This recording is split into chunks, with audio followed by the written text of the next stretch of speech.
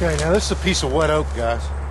All right, and I'm halfway through this, 4 inches, and it's wet oak. What I've got here is I've got basically a takedown BuckSaw. And let's go take this over to another piece of wood real quick and see it in action again.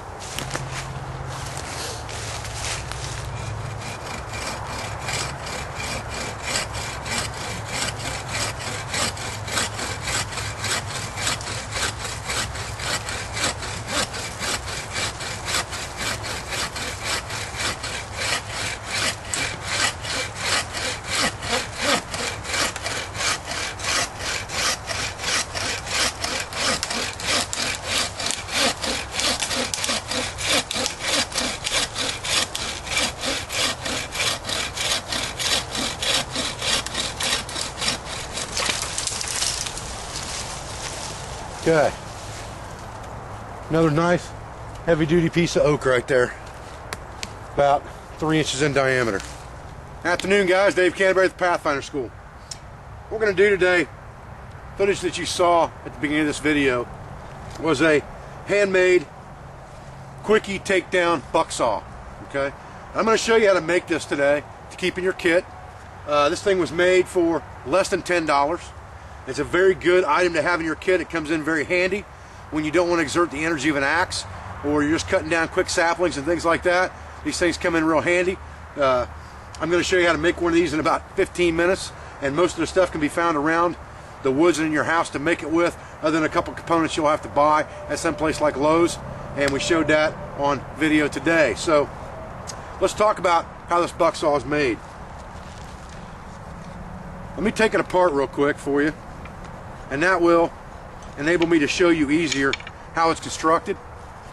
My son actually made this BuckSaw today in about 10 minutes. Okay, what I've done is I've laid out the components that you need to make this BuckSaw. And really, the only thing we bought today was 2 bolts with wing nuts on them, 5/16 bolts with wing nuts, and a spare BuckSaw blade. And this was $8, and the bolts were about 79 cents. So $9. I've got a piece of that cotton cordage that we bought yesterday.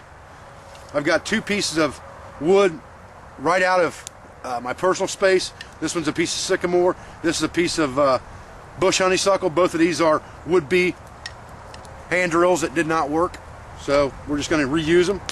And then I've got a piece of 1x2 pine here that we had from scrap laying in the house, and I'm sure there's scrap in your house, in your garage, or any construction site you go to. You can find scrap, or you could make this just out of stuff in the woods if you wanted to. And the only thing that we've really done here is we have drilled a series of different holes in this wood.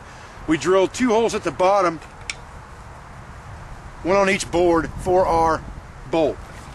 And once those holes are drilled, all you need to do is put your bolt through them, and you can, in essence, leave it there and put it in your pack like that to use for later.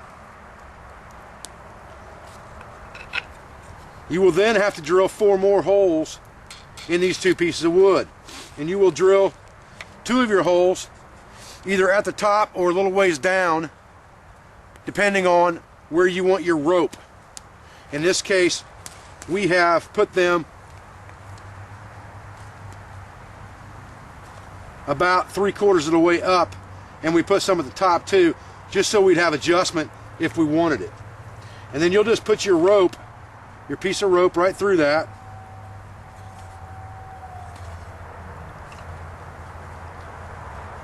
and you can also leave that on there when it's all said and done, and you can adjust the length of it if you need to with a knot like I've done here, and I'm just going to leave that on there for right now. Now, the next thing that you have to do is to assemble this. You are going to need 2 more items. You need to drill a hole in each one in the center that you can put a stick inside of, just like this.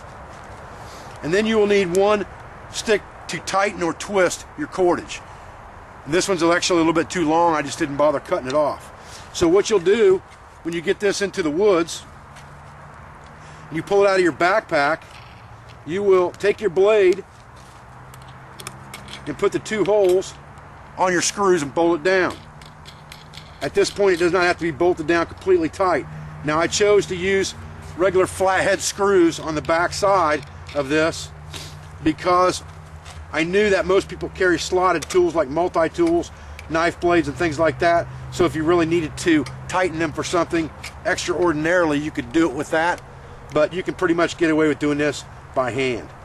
Now, once you've got this configuration, you take your center stick and you place it into your holes that you drilled. So now what you have is something that looks like this. An H, basically. Then you can just adjust your rope over to one side, put your twist down stick inside of it, just like this, and begin to twist it to tighten this up. And what this does is it pulls these two basically against this fulcrum and brings them together, which in essence spreads the ends out down here where your blade are and makes it tight. And you want that good and tight. So I twist that thing down until I know it's good and tight, and then all you do is put it right behind the stick so that it can't come undone, and basically you have a BuckSaw at that point that you can use one-handed or two-handed, just like we demonstrated at the beginning of this video. And this BuckSaw costs us less than $10 to make. It's a good piece of kit. The amount of room it's going to take up in your pack is the amount of room the blade is as far as length. You could make something like this very easily out of PVC, to where you could store the blade inside one of the tubes of your PVC, and it would give you better storage that way. But if you wanted to make it out of just scraps around your house, this is a way you can do that. So I wanted to show you guys that today. The takedown BuckSaw, very, very easy project for you to make. Doesn't cost a whole lot of money and gives you a good saw option with your discount Bushcraft kit. Well, I'm Dave Canterbury with the Pathfinder School, and appreciate you joining me for this quickie segment on how to make a takedown BuckSaw.